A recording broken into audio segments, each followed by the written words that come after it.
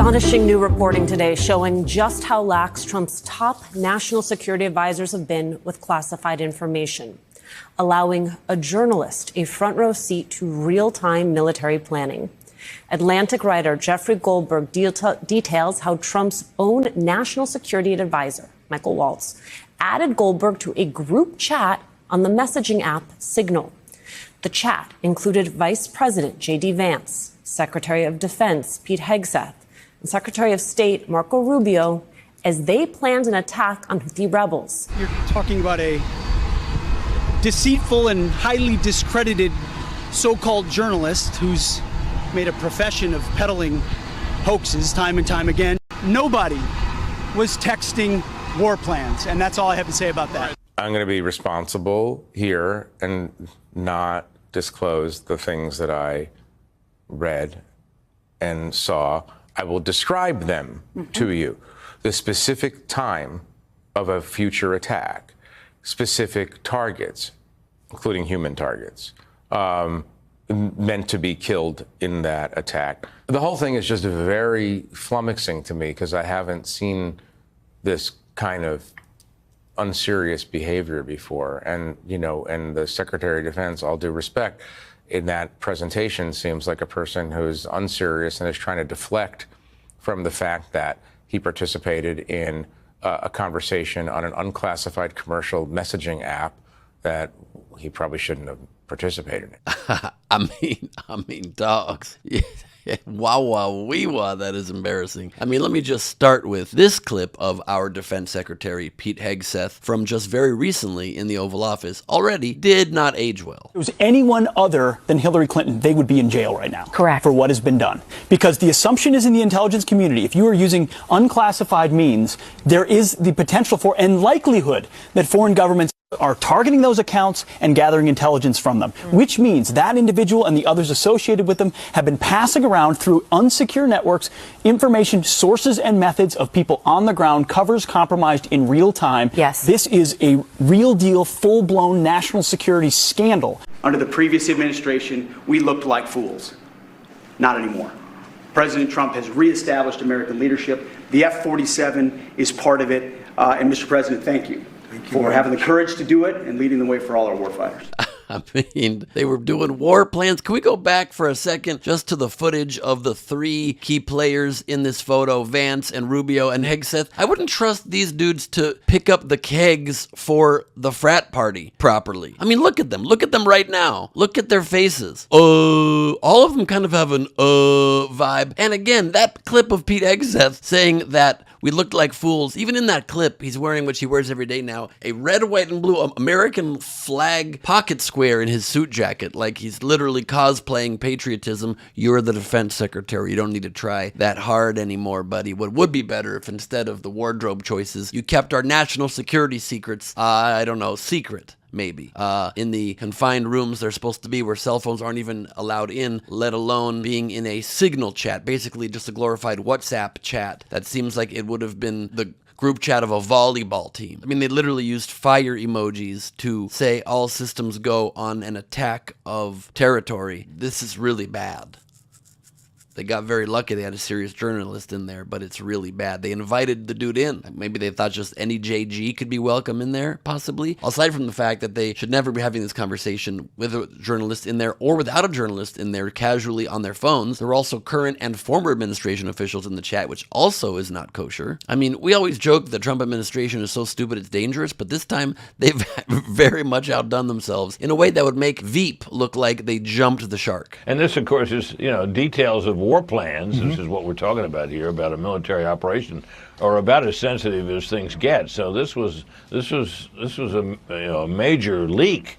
Fortunately, it was leaked to an American citizen, and while he might be considered an enemy of the administration in some quarters, he's certainly not an enemy of the United States, and he did not disclose anything very sensitive, fortunately. I guess what happened is that this writer, Jeffrey Goldberg of The Atlantic, was in the contacts file of Mike Waltz, who inadvertently included him on an email chain and from the Signal application. and out the thing went. Just a reminder, Pete Hegseth used to work at Fox News like earlier this year, and he wasn't even the main guy. He was more like the last-minute sit-in for Brian Kilmeade's spot on Fox and Friends when Kilmeade was stuck in traffic. It's not normally what you'd think. That's the guy to run all of the military of the United States of America. But he said nice stuff about Trump, and he's got questionably white supremacist tattoos, so, there's also those added benefits. Somehow he parlayed that Fox gig into a job overseeing military strikes for the Trump administration. I mean, that tracks, really. It tracks in this very sad timeline we are living in, some weird alternate version of reality. But not before Hegseth, by the way, managed to, of course, after stumbling into this job, already accidentally leak classified intel to whoever happened to be in his WhatsApp group chat that day, basically. So let's see how Pete Hegseth's former coworker at Fox News is trying to spin this absolute disaster of a national security breach. I'm sure they're going to find a positive. It is incredibly concerning that this information would be shared over the Signal app with the journalist included. But the bigger takeaway for me is it's an insight, a transparent insight into the thought process and dialogue of our national leaders. If you look at the actual content of what was reported, if you look at how they discuss potential strikes on Houthis in Yemen, what you will see is dialogue between Vice President J.D. Vance, Secretary of Defense Pete Hegseth, National Security Advisor Mike Waltz, Stephen Miller, Tulsi Gabbard, and many more, in a very collaborative, open, honest, team-based attempt to come to the right decision after years of secrecy and incompetence.